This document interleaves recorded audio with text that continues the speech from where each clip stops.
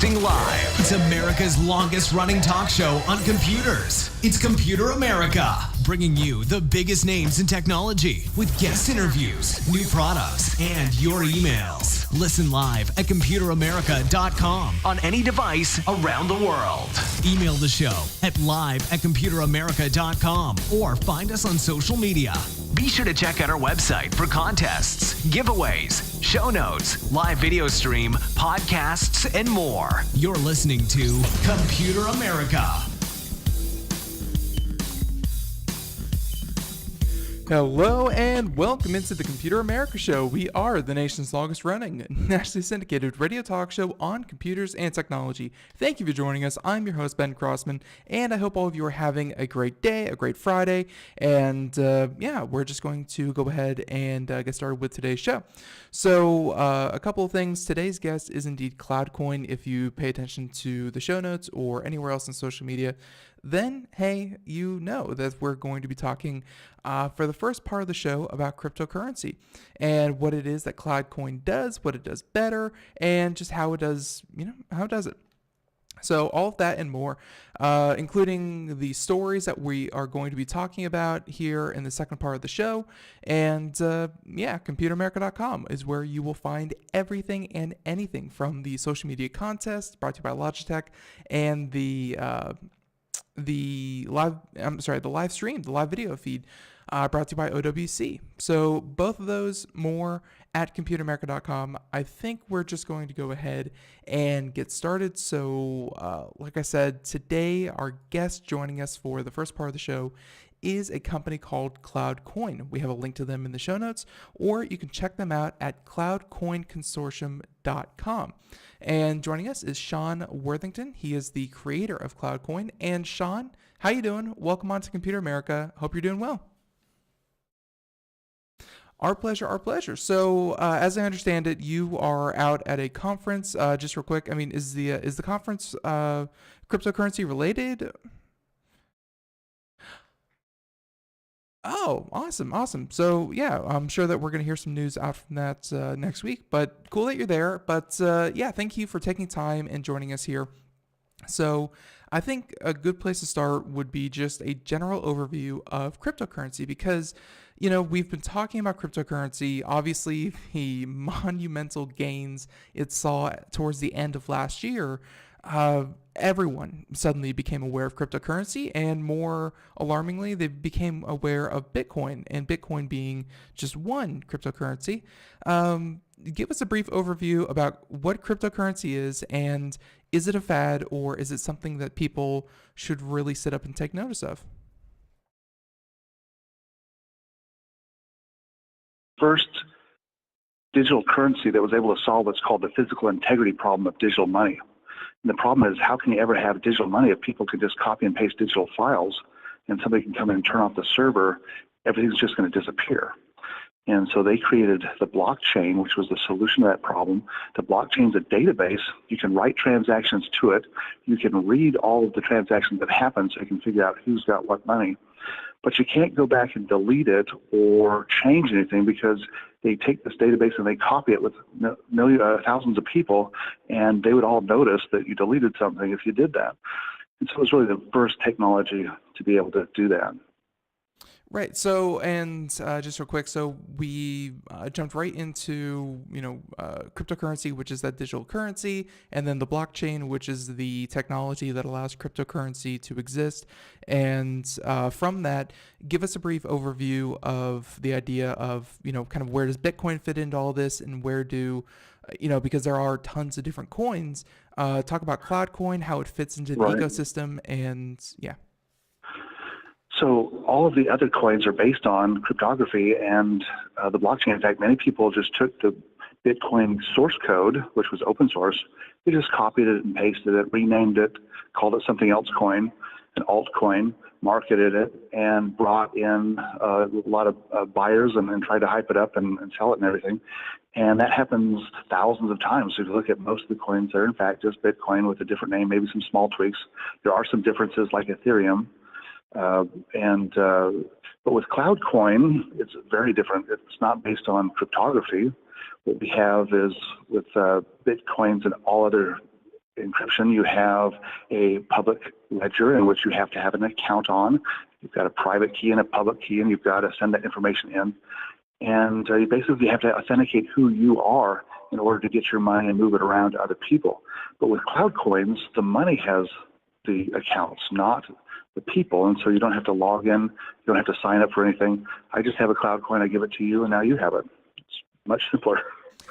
It certainly is much simpler, and I guess that's kind of the secret sauce here, because a lot of these altcoins, you're right, they are blatantly ripoffs, and it's mostly marketing. But you definitely, if you go to the website, you see a bunch of different, how you're different from Bitcoin and just the regular blockchain.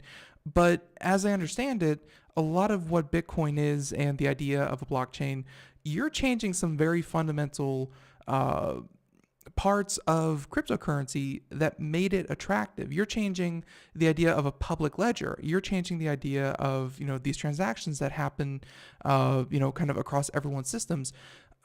Talk to me about CloudCoin and why you feel that, let's take something basic like, making it so that these transactions aren't on a public ledger, but instead, I think you said they're kind of wrapped up in the coin. Just talk about why that's better and how it works. So there's this island called the Island of Yap, and they've got a public ledger system in which in the middle of their village, they have all these raised platforms, one for every family. And every time that somebody does a trade, they take one of these big giant stones and they roll it from one family to another. And that's a public ledger system. But we don't actually use that. We don't care who's had our money in the past. We don't want to track the history of our money. That would break into our privacy. We want 100% privacy where nobody knows we have the money and nobody knows who we trade it with. And with the blockchain, that's not possible. We have something called pseudo privacy. That's where if somebody breaks into your house and takes your computer and finds your public key and your private key, they can actually impersonate you, or they can look on the blockchain and see how much money you have, or they could go through and see everybody that you've traded with. And so there's been situations in which governments have used the blockchain to prove what people have been doing. And so it's the exact opposite of privacy. With something like CloudCoin, we get 100% privacy, and that's much more preferable. Right. I mean, we have heard stories of people trying to get that level of privacy that you're talking about, but it involves essentially what is money laundering through a bunch of wallets. So, I mean, just real quick, you said that there's this privacy. If you don't have a public key and a private key, how is this money managed? Is there a wallet people have to remember? How do they request coins? I mean, what is the system that you've built behind this? Well, this is the great thing about it, is that since we don't have wallets and accounts, it's really easy for kids and anybody to use it. They don't have to sign up for anything. But the way that we manage it is that we separate all of our data from our logic. And so our data part is the coins. The coins just have a bunch of data in them. You can think of this data as passwords. And if I have the CloudCoin, then I know all of those passwords or know all the data. And if I give it to you, then we both have those passwords. And whoever knows the passwords can change them. So then here comes the logic portion. You're going to send all of your passwords to different countries all around the world that are independent. And they don't share data. And it's kind of like we're logging into each of them. And we're going to change the password, download it. And then we're going to be able to show that we're the owner because we know the codes instead of having a private key. So, I mean, just from that explanation, how do you finalize a transaction? Because if two people have the passwords, it sounds like that the person could at some point retrieve, whatever currency that they sent, because, that's a part of cryptocurrency where you may be able to follow the money through the blockchain, but if you don't have the private key and the public key, you don't have access to it. And for better or worse, that is the end of that. So, I mean, can you revoke transactions with your system, and why is that a good thing? So you cannot revoke transactions, and that's a good thing, because if you could, then you could double spend. With our system, it's impossible to double spend, and of course, most systems that's a requirement. And it's just like doing business. If I go to a store and I buy something, I give them my money, and they say, "I'm sorry, we're not going to give you the goods. You're never going to shop there again." And so there is a level of trust that we want to achieve, but it is that's the price for privacy. And it's just like regular money. So we've been dealing with this kind of system for thousands of years. So we're poking around your website here, and you have a section here about loss can be recovered. So again, story after story, gentleman throws away his hard drive into a landfill, and there's 10,000 Bitcoins in there. Any number, like people accidentally misplace their key, they can't get into their Bitcoin. You say that loss can be recovered. So that's not sending, CloudCoin to someone and getting that back, but instead it seems like because it's not, again, these private public key wallet kind of deal, a person can come in and essentially recover their coins if, let's say, their computer crashes, servers get wiped, so on and so forth? That's right. And so in order to pay for our infrastructure, instead of having miners that mine for new coins like they do with Bitcoin or other currencies, our miners look for lost coins. And we don't have any information about the coins or who owns them or anything. But one thing that we can tell is the last time that they were authenticated. And if a coin hasn't been authenticated for more than 2 years, then we assume that it's lost, and our people are going to harvest that. Now, once they harvest it, they're going to then look on a list and see if somebody's filed a lost coin report. And if they have, we can just give that back. And another thing that they can do is they can also embed a hash of their email address in these authenticity numbers, and then they can actually request that their coins be sent to that email if they can, reproduce that hash, prove that they're the owner. And so a loss is a big problem. A good system tracks who did what, and it shouldn't have any loss ideally. And if you lose more coins than you make, then you end up not even having a system. There's already been 4 million Bitcoins that have been lost. Once they lose them all, that's the end of Bitcoin. Yeah. No, and so talk to me how much control that you as the founder, and I'm assuming that there's going to be some kind of company behind this. I mean, how much control do you have over the system? Do you introduce coins yourself, or can you kind of take away people's coins, kind of administratively? How much control do you have over the system? So we have a mint, and the mint has all of the coins in them, and we have other people that run that mint, and they've got a list of who the owners of the coins are, and they distribute them every month. And as so long as everybody's doing their job, then they'll get their coins. So unlike other coins in which you have an ICO and you sell all the coins, what we do is we have consortium members. They're all given tasks to do. And in fact, I'm at the game convention recruiting consortium members, recruiting companies to use the cloud coins within their software. And if you can prove that you can make cloud coins more valuable, then you can become a member of the consortium and you can get these coins. But the whole thing, I've got to be able to get hit by a bus and everything keeps going. Otherwise, it wouldn't make sense.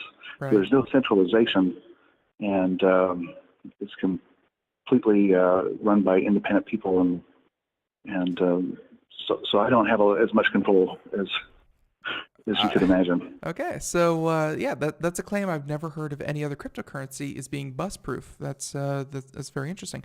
So with that being said, you have all over here anonymous. I mean, it's cryptocurrency such as Bitcoin. You have Monero, you have Ethereum.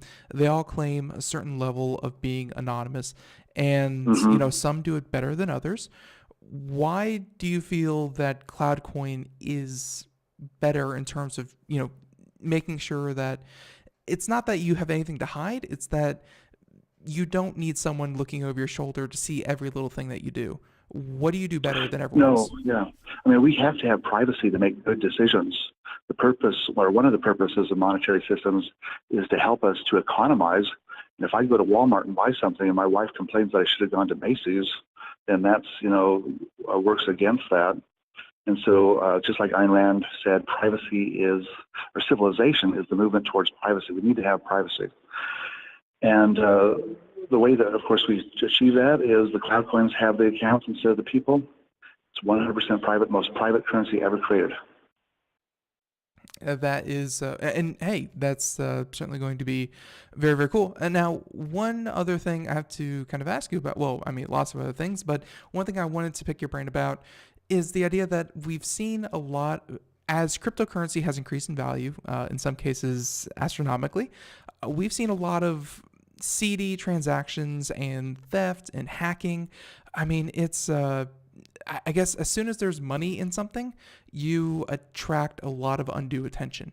And so we see things like, computer viruses that will go in, swap keys, and without knowing it, people will accidentally send their, Bitcoins or what have you to a different wallet that they didn't intend to, or they'll, you have exchanges. You have exchanges that actually steal cryptocurrency from their users.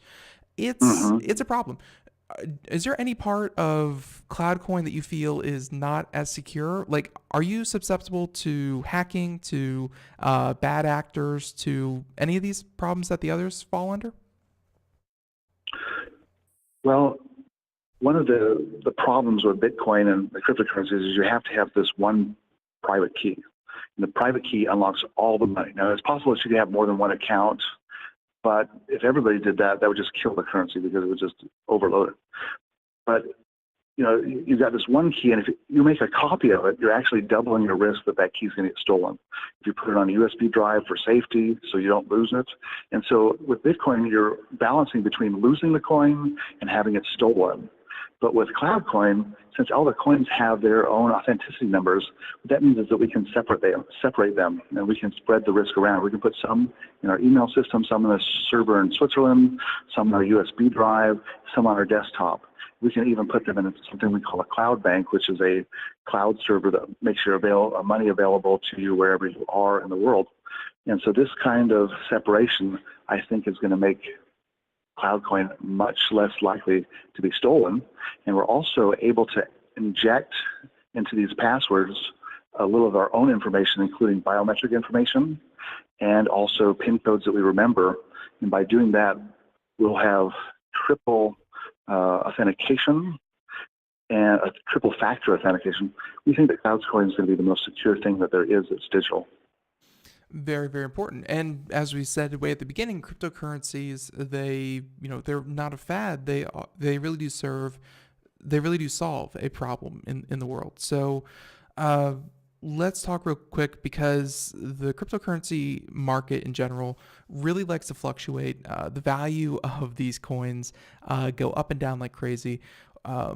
What do you feel CloudCoin's value is tied to? Is it tied to Bitcoin like everyone else? Or you mentioned that you were looking for people to join, the CloudCoin consortium. Where does the value of CloudCoin kind of derive from?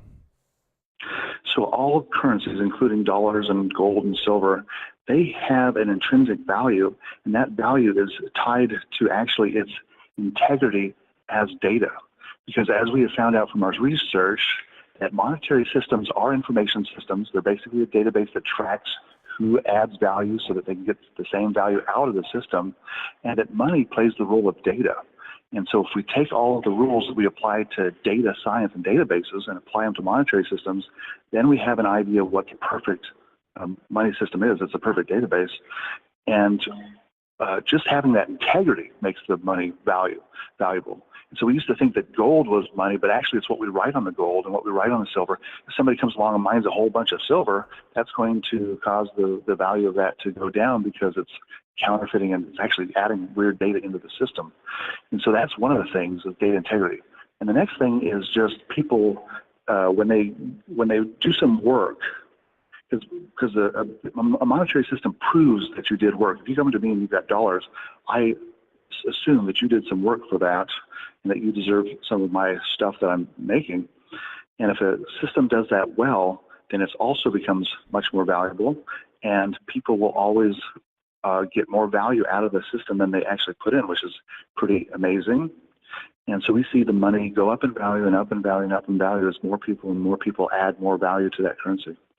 Makes perfect sense. So some of the other problems that you have, or that you feel that you've really fixed with CloudCoin, a popular one with Bitcoin is the fact that if you want to sell cryptocurrency or really sell Bitcoin or things like that,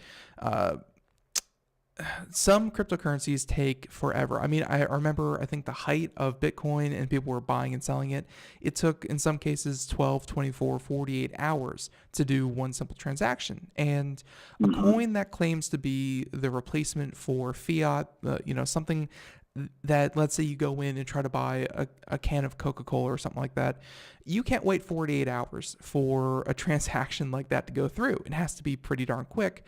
Have you fixed this, and how fast are transactions? So our operation is very simple.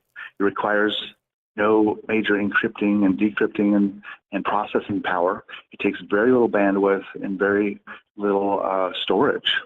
And so we're actually extremely efficient, and that means that we can get away without charging any files.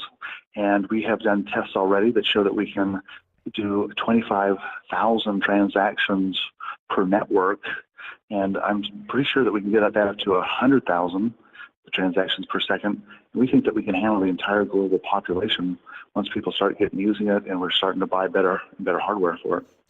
Well, I guess if you plan for the entire population of Earth to use your coin, you're aiming high and you're aiming well. So, all right. So there's CloudCoin. That I think we've covered that pretty well. Let's talk about the back end and tell us what RAIDA is, because we've mentioned it a couple times.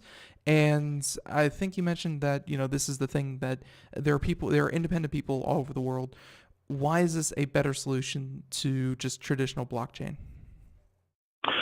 So you can liken the RAIDA to the DNS system. So the DNS system, the domain name service, is a system that we use every day because our computers need to have IP addresses to talk to other servers. But instead, we give them friendly names like www.google.com, but our computers have to go out and resolve that to a number before they can use it. And so this is used billions of times every day by billions of people. It has never gone down. The system has never gone down since 1985. Even though rogue governments and hackers would love to take it down, they could control what websites people get to go to if they could control this DNS service. What we've done is a similar thing. The DNS service has 13 root servers. We have 25.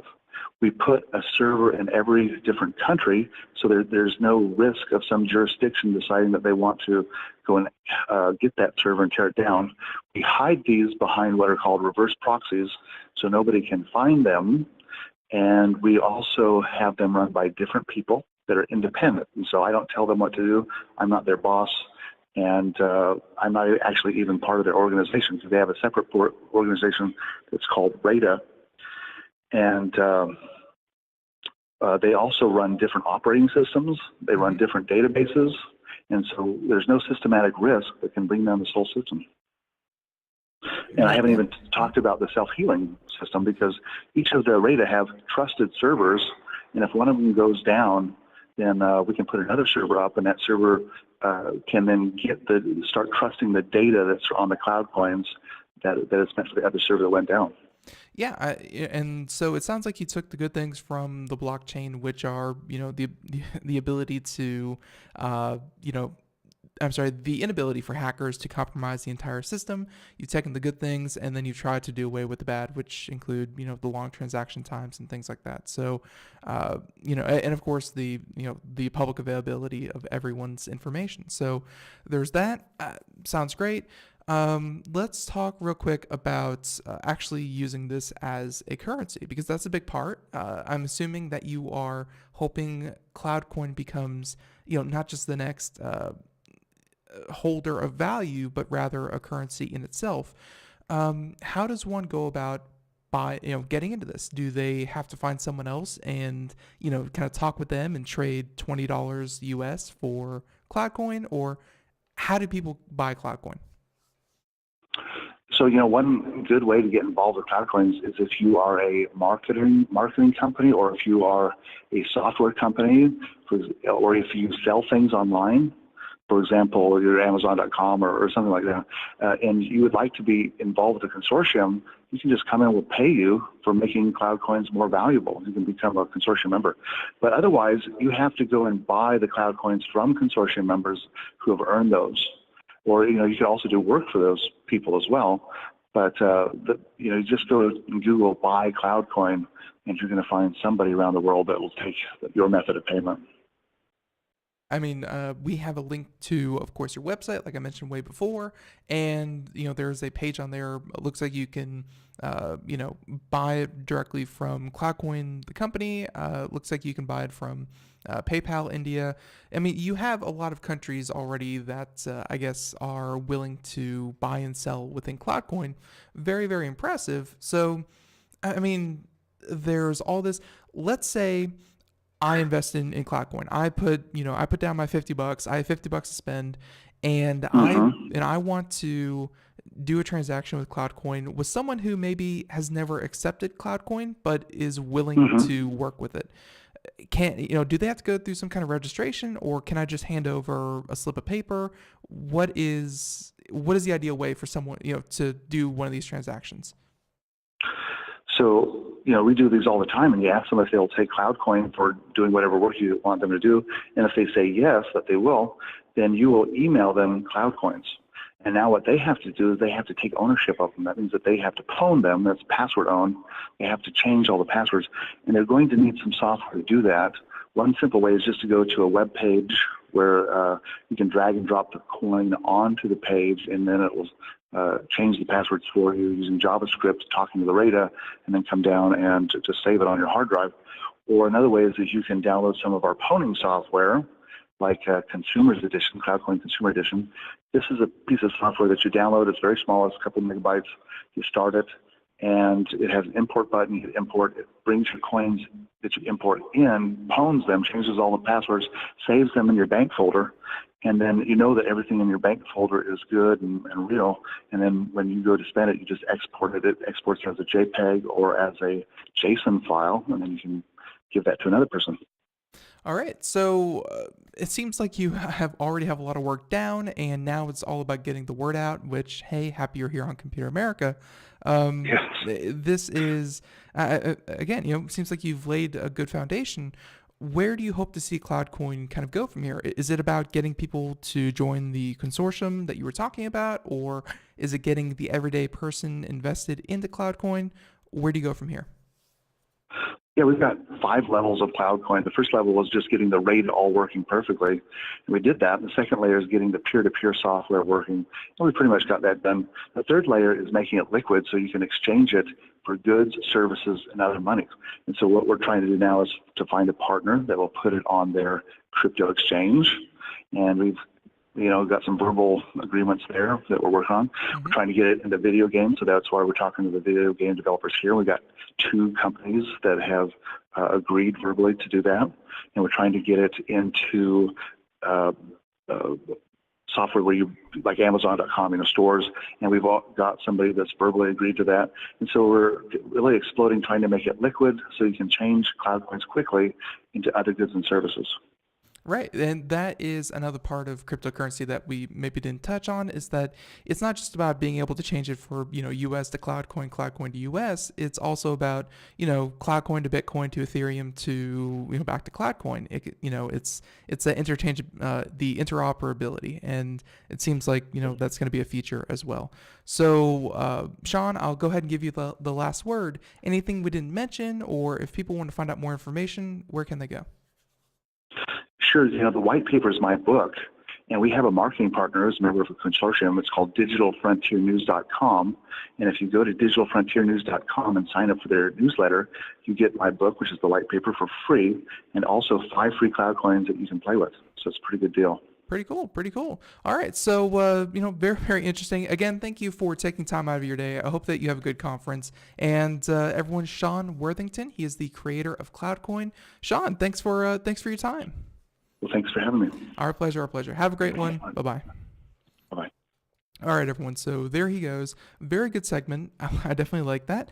Cryptocurrency, as you know, common topic here on Computer America. And sometimes it's just to, look at the price of certain cryptocurrencies, because last year it just took off and off and off. And sometimes it's about cool technology and just seeing where the blockchain and all of its little children are going. So that was very interesting. And folks, the music means we're going to take a break. We'll be right back. Computer America and more. Well, computer and technology news. Right after this. Everyone, stay tuned.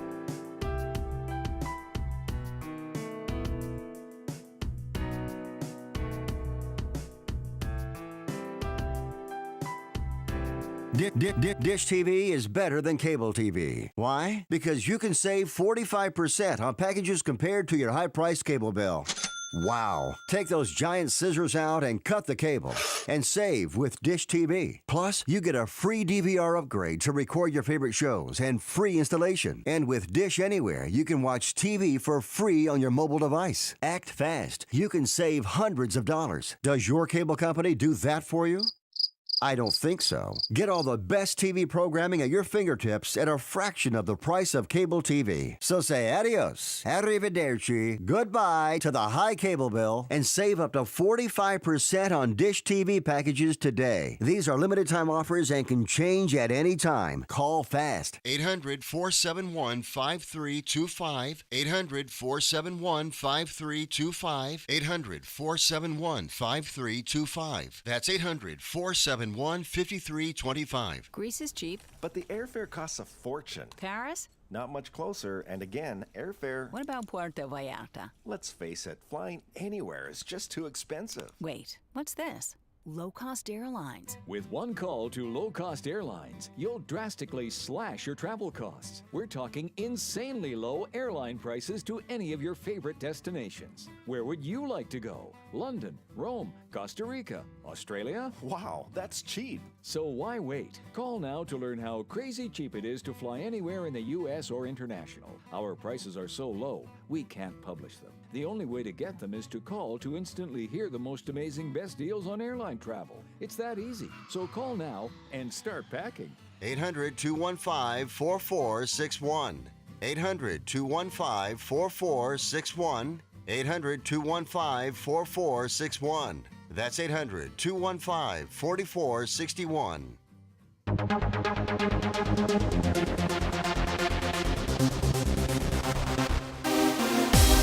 And welcome back to the Computer America Show. It is 32 minutes past the hour as we continue on here with the Computer America Show. Thank you for joining us. If you missed our interview with CloudCoin, feel free to head on back to the podcast version of the show, which is simply everything and anything having to do with, well, it's the entirety of today's show, just rebroadcast in a podcast and wherever podcasts are heard, including, of course, places like SoundCloud, TuneIn, iTunes, Google Play, iHeartRadio, wherever. Hey, we got you covered. All right, so I mentioned computer and technology news. This is a segment dedicated to all things late-breaking, different new products, innovations, things like that. It's a great segment. Definitely like doing it. And hey, it keeps us up to date on technology. But before we do that, and I definitely want to make this clear, we have a number of articles at computeramerica.com. They can be everything from product reviews to op-eds to just anything that is technology related. And such as the product review that we did for OWC, which hey, they are a sponsor, and we definitely recommend you go check them out. But other than sponsored content, we also have just, op-ed stuff. Recently, I personally wrote one about America's treatment towards foreign companies. And I felt like I had a pretty good point, researched it to a decent level, and, it's still up there. You can read it. I haven't taken it down. I haven't edited it since it first went up. It's there in its entirety. Well, a gentleman, I assume a gentleman, if we're assuming things here, sent me an email. And folks, if you want to send us an email here at Computer America, you could do live@computeramerica.com. That is the easiest email. This one came to us through our website. You can also reach out through social media. Point is, hey, we are here to talk with you. Any comment, any question, feel free. We definitely like hearing from you guys. Now, I bring this one up because first of all, I had a little trouble reading it, but hey, we got through it. And second of all, it got a little personal, and I thought it was funny. So we're going to go ahead and do this. So again, I wrote an article. It was about Huawei and Kaspersky Labs. Huawei makes phones, and Kaspersky Labs makes antivirus. They do, I think it's just called Kaspersky. And so obviously there's a lot of tensions in the geopolitical stage with Russia and China. No doubt about that. Not trying to argue that. That is its own thing. But I did argue that we are treating our government watchdogs as gatekeepers to who can come into America and sell their products perfectly legally. And to claim that a company such as Huawei, which is sold in 140 different countries, is in a lot of places the number 2 or even number 3, or in some cases the number 1 best-selling phone in many of those countries, to say that they can't come into the U.S. Actually, they can. They're already allowed. You can come into the U.S., but that they can't partner up with the likes of AT&T, Verizon, T-Mobile, Sprint, whatever network. There was some serious double face there, because just the short and skinny of the article was that we feel that Huawei is too Chinese to operate here in America. They're not only made in China, just like all the other technology here in the United States. They're not only sourced from China, but hey, they're also Chinese owned. And apparently that's a line. That's a creek too much to jump over. That's a bridge too far, whatever the saying is. So that was the article. And so we got this response from one of our listeners, and actually one of our readers, I suppose. Again, his name is Rafa. And the comment saying that the CIA, the FBI, and the NSA tells you there might be some wrongdoing by this company, and you think it's not a big deal. And folks, just to be clear, I'm paraphrasing. There are a number of typos. But they say that CIA, FBI, NSA tells you there might be some wrongdoing with this company, and you think it's not a big deal. On the contrary, we have seen companies do wrong before. We have seen companies do wrong, perfectly legit legal companies that you use every single day. In the computer technology news segment, we're going to do some stuff about Facebook and how they were selling data to the wrong people. Companies do wrong all the time, and they should be punished. But I guess he took from the article saying that these companies, I guess he's insinuating that I don't think that their wrongdoing is not a big deal. I think that they need to prove, they being the CIA, the FBI, and the NSA, need to prove to the average consumer that they're doing wrong in the first place. Because right now, the only thing the FBI, the CIA, and the NSA accomplished was that Huawei can't partner with AT&T, Verizon, Sprint, T-Mobile to sell phones to the U.S. public. They didn't stop the sale of their phones. You can go on eBay, or you can go on Amazon, or maybe Amazon, or you can go to their own website, buy a phone, bring it to the U.S. or have it shipped to the U.S., and go get a data plan. You just have to pay for it in its entirety instead of through a deal. More on that is covered in the article, but that's the short and skinny of it. If it was such a big deal, we would ban these products completely because they did something wrong. They didn't, and we don't. You can go buy these products, and hey, no one's saying anything about the availability of these. So, the comment continues to say, "You are the biggest moron in the world," quote unquote, including China. So a personal attack there. Ouch.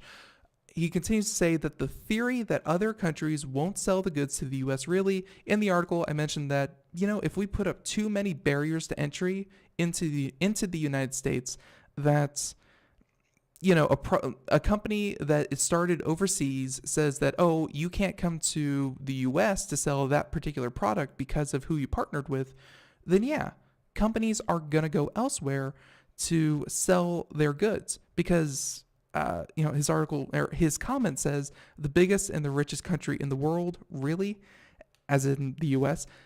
Just to be fair, while America is the single most richest and powerfulest country in the world, we're not the biggest buying sector in the world. That would be the European Union, and that's where a lot more money is made than just simply in America. Don't think that we are the top dogs and we will always continue to be the top dogs just because we are. We can very easily lose that foothold if we start acting like, oh, we don't care about anyone else. That's a point I was trying to make in the article. But again, his comment, you are the biggest moron in the world, including China. The theory that other countries won't sell to the U.S. really, just because, answer, we have money. I guess, decent point in your mind. Thank God your dad gave you that job. Otherwise, you'd be working in China. I told you, again, this comment is littered with typos, but thank God your dad gave you that job. To be fair, I pretty much was given this job, but I also, I do thank my lucky stars that I was able to take over Computer America. I am here, I am working, and I'm trying to be the best host, the most knowledgeable host, and not a puppet for China, just a technologist, someone who really believes in technology, has a lot of the right answers for the world, and not just a US-centric person, but rather a technology person. So, Rafa, if you're listening, thank you for tuning into Computer America. We got your comments. Ouch to a lot of what you said, but I want to make it clear that I'm not advocating for any kind of Chinese sympathy or anything like that. That was not the point of the article. The point of the article was this idea that companies shouldn't operate in the United States simply because of their names, simply because of Kaspersky Labs sounds Russian, simply because Huawei sounds Chinese. There has to be some evidence behind it. And if the CIA, if the FBI, if the NSA, if all of them have reports that we can't trust their items, why can I go and buy these items and activate them here in the US? That's not what they did. They didn't ban these. They didn't punish the companies. They weren't outspoken about particular threats from these companies. Instead, it was, we don't feel comfortable. We don't feel good about this. And again, speaking as someone who values technology, that's not good enough in a global economy. So again, Rafa, if you're listening, thank you for your comment. Anyone else, if you want to submit a comment like that, feel free to, again, live at Computer America. We will read it on the air, assuming that there's no vulgarities or anything like that. But yeah, we definitely like hearing from you guys, be it the good, the bad, or, if we get something mistaken, hey, feel free to call us on it. We are at your service. So, all right, so that's enough fan mail, I guess. For now, why don't we go ahead and do computer and technology news? And again, this brought to you by OWC. Here we go.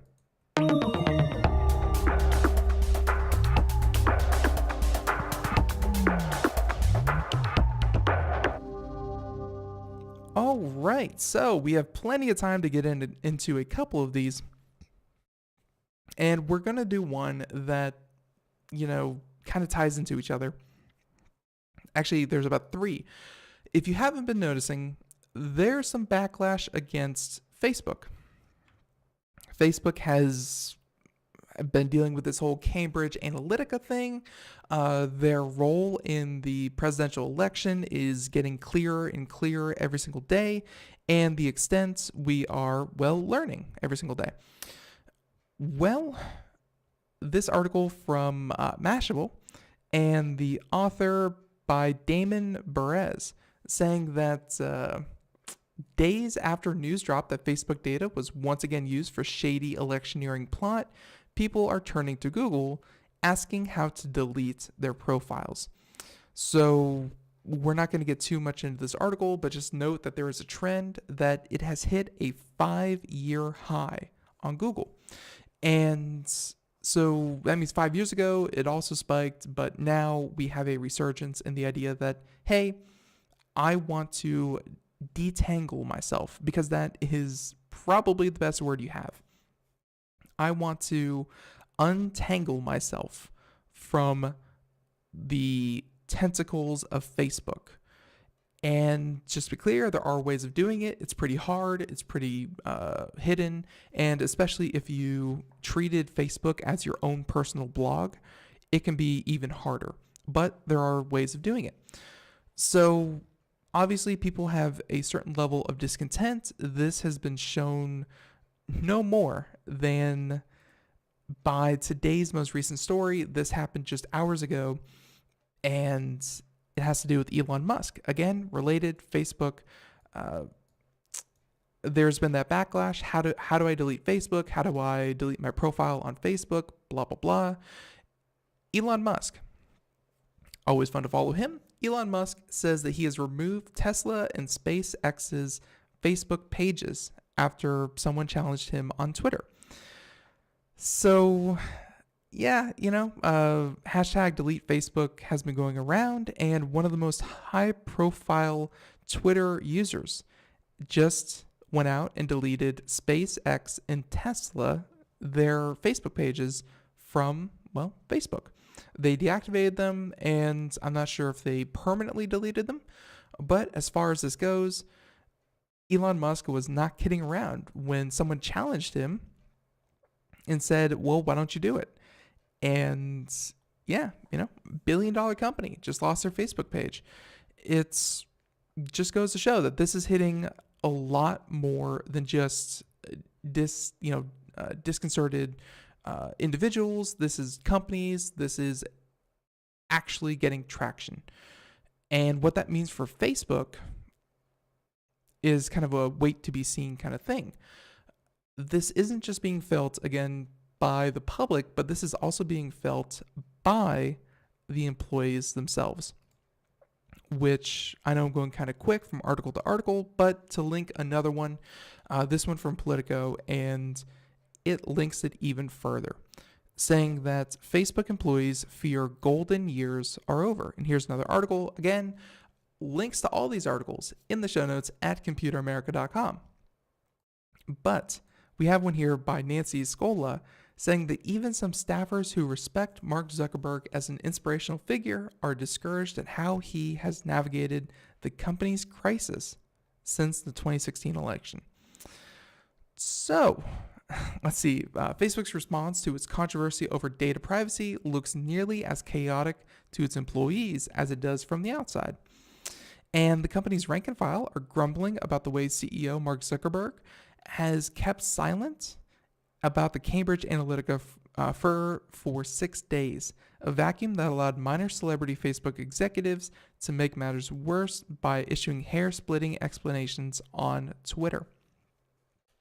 So, just an overview, if you live under a rock, Facebook collects data. This fundamentally seems to be a very alarming story for a lot of people to come to terms with. Facebook collects your data, makes a profile on you, not just the profile that you make with your profile picture and your information behind the scenes. I mean, it takes all that data and then some, and then even more that it's able to dredge up from other sources, and it collects it and puts it all into a profile about you. Let's use myself. There is a profile about Ben. Ben, you have his picture, you have his high school he went to, you have who he socializes with, and you have his favorite food. You have all these things. And then you go out and you collect more data about what he searches for, what pages he looks at, what is he a fan of, what kind of music does he listen to. You take all of these data points and you make an even more high fidelity profile of who Ben is, what he likes, what he does. So you take all of that and then you say, all right, here's Ben. He is most similar to these other profiles, and because they're similar, those profiles liked X. So Ben has a very high probability of liking X. And that essentially is the way that Facebook is able to turn innocuous details, like where you went to school, who your friends are, what movie you saw last Friday, and they're able to take all of those and say, hey, let's say movie company putting out a movie next year. Your movie is very similar to this movie. This audience that we have collected here is most likely to see your movie because they saw this movie. You need to advertise to them. And bada boom, bada bing, targeted advertising is sent to those users. Again, for exchange of money. This process is why Facebook is getting in trouble, because they do what they promised to do and they do what they said very, very well. And then they, I don't know if accidentally, we're going to have to figure this one out, but essentially ne'er-do-wells such as Cambridge Analytica or more used that capability to nefarious ends. And that's the problem. It's not that Facebook was really misused. It was that Facebook was used for not the purpose that Facebook would like to be used. So, with that being said, Facebook has been receiving a lot of backlash because people are now realizing suddenly 10 years after Facebook came out or more, people are realizing, oh, wait, Facebook knows us and data is valuable, which is weird. That should have happened a while ago. But yeah. So anyways, now there's investigation. There's this whole thing with Cambridge Analytica. There are the Russian hackers, or at least the Russian propagandists that were using Facebook ads to influence the election, sometimes to great effect. And yeah, now we have the story saying that as disconcerted as the average Facebook user is, the Facebook employees feel the same way. Facebook's employees' disappointments and complaints matter. Technology industry experts say Silicon Valley worries more about worker sentiment than other industries do, partly because of the competitiveness of recruiting and keeping good engineers. So, with that being said, they have a quote here saying, if I could live the past week again, I would definitely have had Mark and myself speak out earlier. But we were trying to get to the bottom of this and make sure that we could make a strong action. We know this is an issue of trust, and we know that this is a critical moment for our company. So, yeah, Facebook is going to change from this. I'm not speaking in just hyperbole. This is real talk. Facebook is going to change because people are waking up to the fact that data, collection of data, and then the successful use of data is a very powerful tool. And who we give that to, who we give all that data to, matters. So this isn't, and this isn't just a change for Facebook. This is going to be a change for all social media. This is going to be a change for all companies that do pretty much the same thing, including Google. Google does the exact same thing with their targeted ads. It's, the value of data. It's becoming very, very clear as to what we should be trusting. So anyways, there's that. Let's go ahead and move on to some easier to digest stories. All right, let's do this one and then the battery one. Because, hey, batteries. There's always a new battery technology right around the corner. All right, so you may have heard of a service called Dropbox. They were purchased by Microsoft. They baked it in very, very well into the Windows 10 operating system. It's there by default. And hey, to say that it doesn't have users would be a complete lie. There are tons of users of Dropbox, whether they chose to be customers or not. because again, pretty much default for Windows 10. Well, Dropbox just had their initial public offering. So the first marquee Web 2.0 name to go public this year is one of the biggest since Snap last year.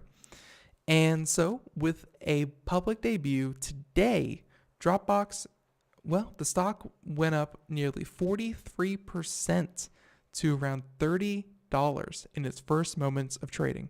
So 43%, that means it was probably somewhere between $16 and $18 for its initial offering. And then as IPOs go, unfortunately, in some cases, that's the highest they'll go, is like the immediate aftermath of the initial public offering.